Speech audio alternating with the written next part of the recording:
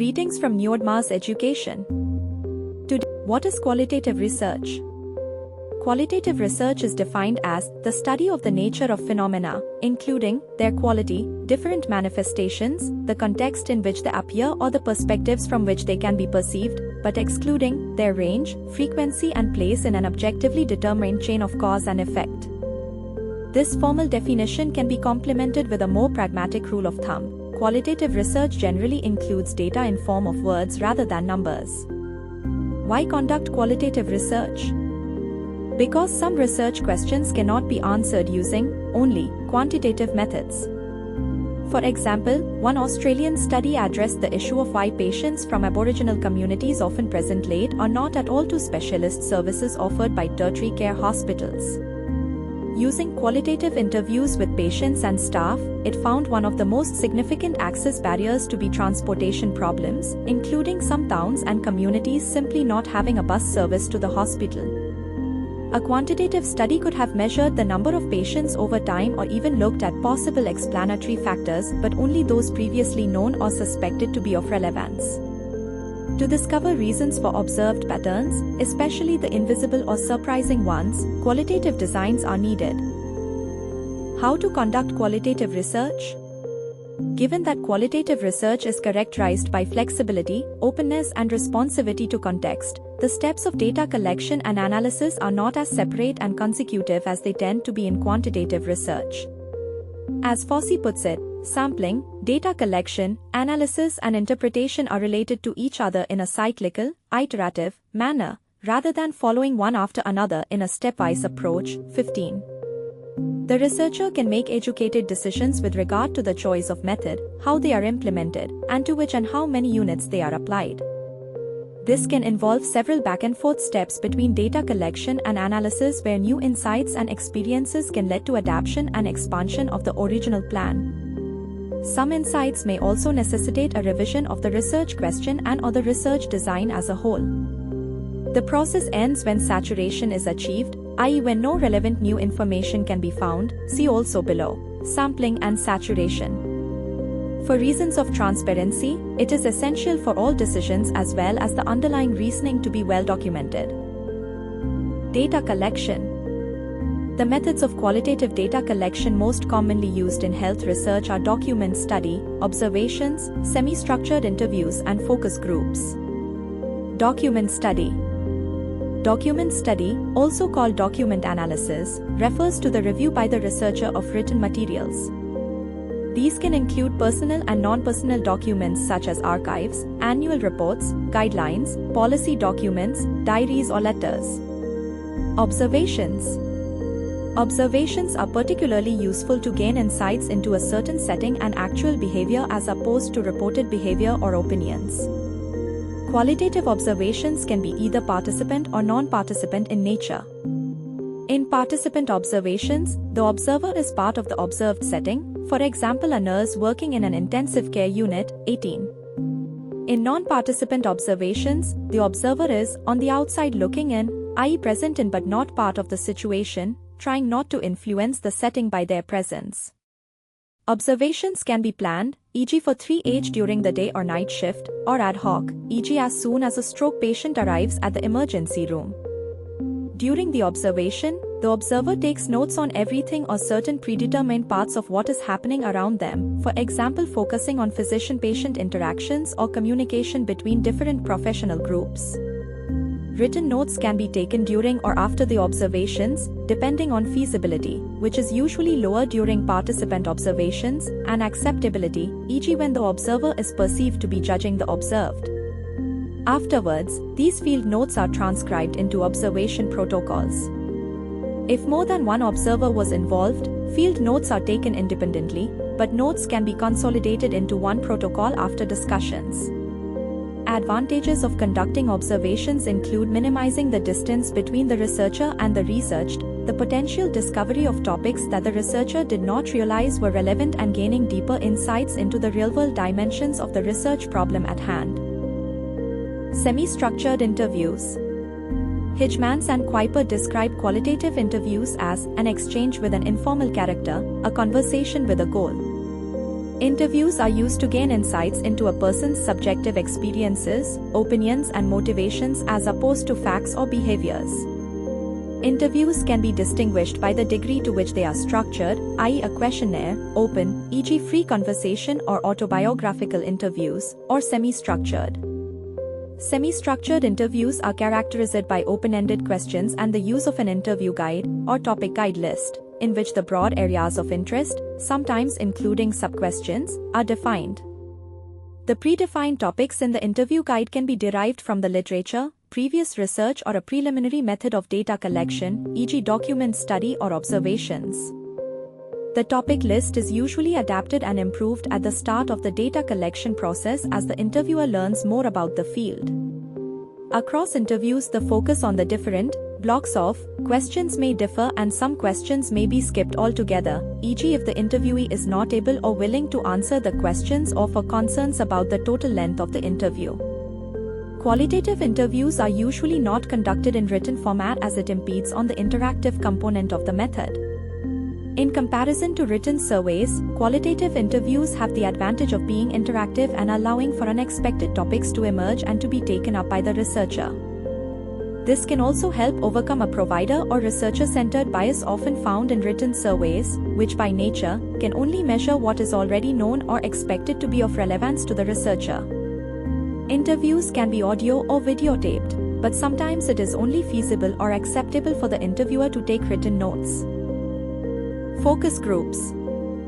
Focus groups are group interviews to explore participants' expertise and experiences, including explorations of how and why people behave in certain ways.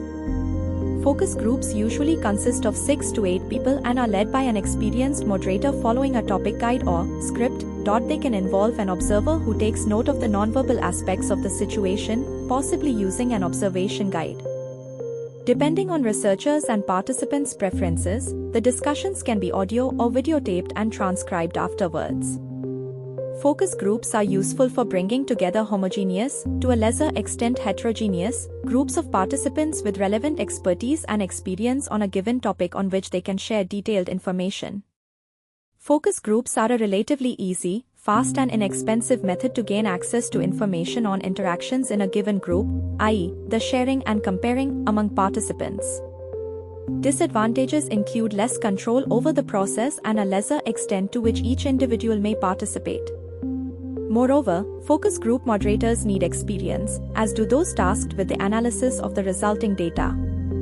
Focus groups can be less appropriate for discussing sensitive topics that participants might be reluctant to disclose in a group setting. Moreover, attention must be paid to the emergence of groupthink as well as possible power dynamics within the group, e.g., when patients are awed or intimidated by health professionals. Choosing the right method. As explained above, the school of thought underlying qualitative research assumes no objective hierarchy of evidence and methods. This means that each choice of single or combined methods has to be based on the research question that needs to be answered and a critical assessment with regard to whether or to what extent the chosen method can accomplish this, i.e., the fit between question and method. It is necessary for these decisions to be documented when they are being made and to be critically discussed when reporting methods and results. Data analysis. To analyze the data collected through observations, interviews and focus groups, these need to be transcribed into protocols and transcripts.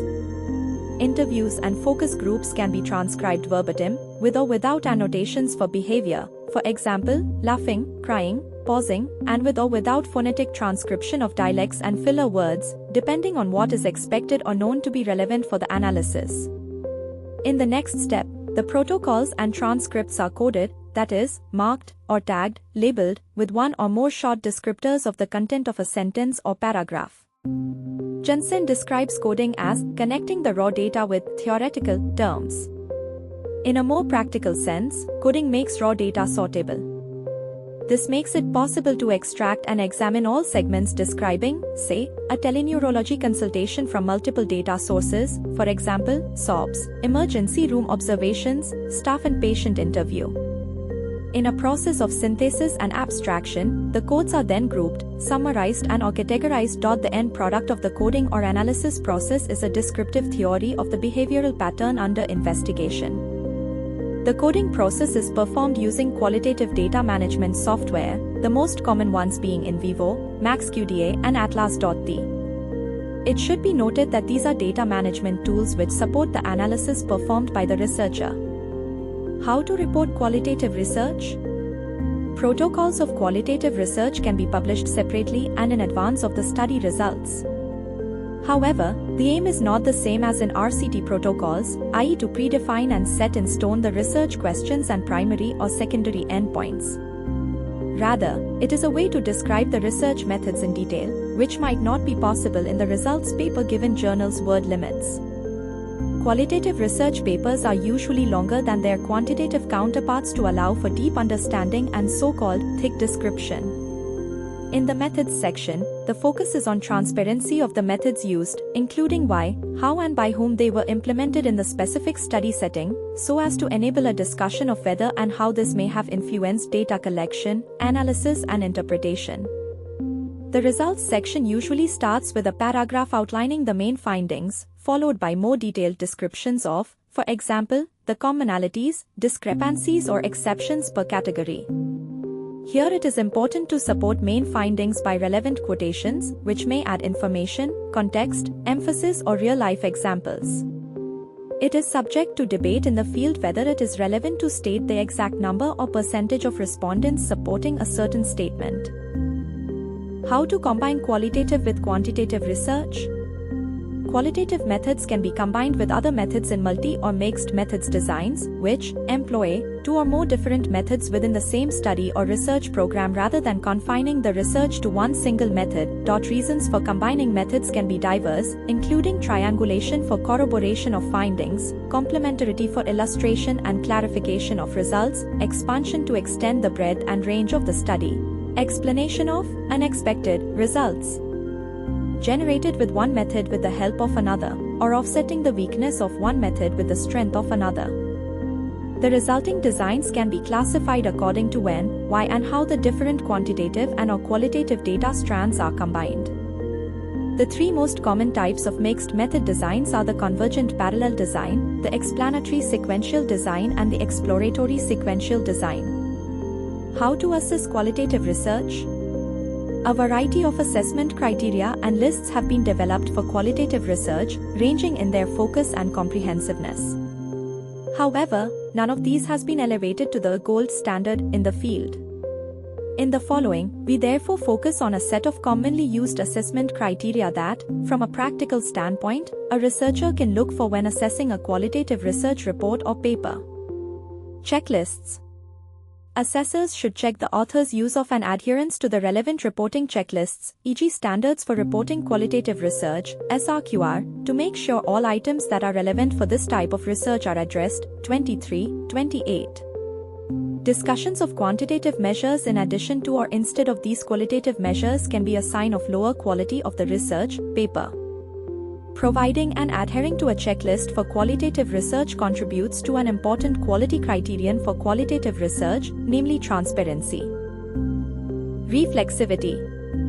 While methodological transparency and complete reporting is relevant for all types of research, some additional criteria must be taken into account for qualitative research. This includes what is called reflexivity, i.e. sensitivity to the relationship between the researcher and the researched, including how contact was established and maintained, or the background and experience of the researchers involved in data collection and analysis. Depending on the research question and population to be researched, this can be limited to professional experience, but it may also include gender, age or ethnicity. These details are relevant because in qualitative research, as opposed to quantitative research, the researcher as a person cannot be isolated from the research process. It may influence the conversation when an interviewed patient speaks to an interviewer who is a physician, or when an interviewee is asked to discuss a gynecological procedure with a male interviewer, and therefore the reader must be made aware of these details. Sampling and saturation. The aim of qualitative sampling is for all variants of the objects of observation that are deemed relevant for the study to be present in the sample, to see the issue and its meanings from as many angles as possible, and to ensure information richness. An iterative sampling approach is advised, in which data collection, e.g. 5 interviews, is followed by data analysis, followed by more data collection to find variants that are lacking in the current sample. This process continues until no new, relevant, information can be found and further sampling becomes redundant, which is called saturation. In other words, qualitative data collection finds its endpoint not a priori, but when the research team determines that saturation has been reached. This is also the reason why most qualitative studies use deliberate instead of random sampling strategies. This is generally referred to as purposive sampling, in which researchers predefine which types of participants or cases they need to include so as to cover all variations that are expected to be of relevance, based on the literature, previous experience or theory, i.e. theoretical sampling. Other types of purposive sampling include, but are not limited to, maximum variation sampling, critical case sampling or extreme or deviant case sampling. In the above EVT example, a purposive sample could include all relevant professional groups and/or all relevant stakeholders, patients, relatives, and/or all relevant times of observation, day, night and weekend shift. Assessors of qualitative research should check whether the considerations underlying the sampling strategy were sound and whether or how researchers tried to adapt and improve their strategies in stepwise or cyclical approaches between data collection and analysis to achieve saturation. Piloting. Good qualitative research is iterative in nature, i.e. it goes back and forth between data collection and analysis, revising and improving the approach where necessary. One example of this are pilot interviews, where different aspects of the interview, especially the interview guide, but also, for example, the site of the interview or whether the interview can be audio recorded, are tested with a small number of respondents, evaluated and revised. In doing so, the interviewer learns which wording or types of questions work best, or which is the best length of an interview with patients who have trouble concentrating for an extended time. Of course, the same reasoning applies to observations or focus groups, which can also be piloted. Co-coding. Ideally, coding should be performed by at least 2 researchers, especially at the beginning of the coding process when a common approach must be defined, including the establishment of a useful coding list, or tree, and when a common meaning of individual codes must be established. An initial subset or all transcripts can be coded independently by the coders and then compared and consolidated after regular discussions in the research team. This is to make sure that codes are applied consistently to the research data. Member checking. Member checking, also called respondent validation, refers to the practice of checking back with study respondents to see if the research is in line with their views. This can happen after data collection or analysis or when first results are available. For example, interviewees can be provided with summaries of their transcripts and asked whether they believe this to be a complete representation of their views or whether they would like to clarify or elaborate on their responses. Respondents' feedback on these issues then becomes part of the data collection and analysis.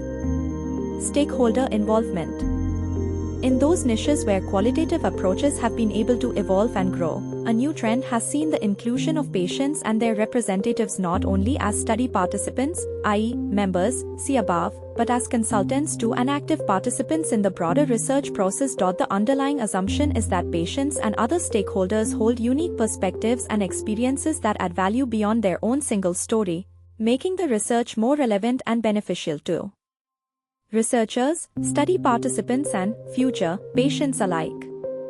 Using the example of patients on or nearing dialysis, a recent scoping review found that 80% of clinical research did not address the top 10 research priorities identified by patients and caregivers. In this sense, the involvement of the relevant stakeholders, especially patients and relatives, is increasingly being seen as a quality indicator in and of itself.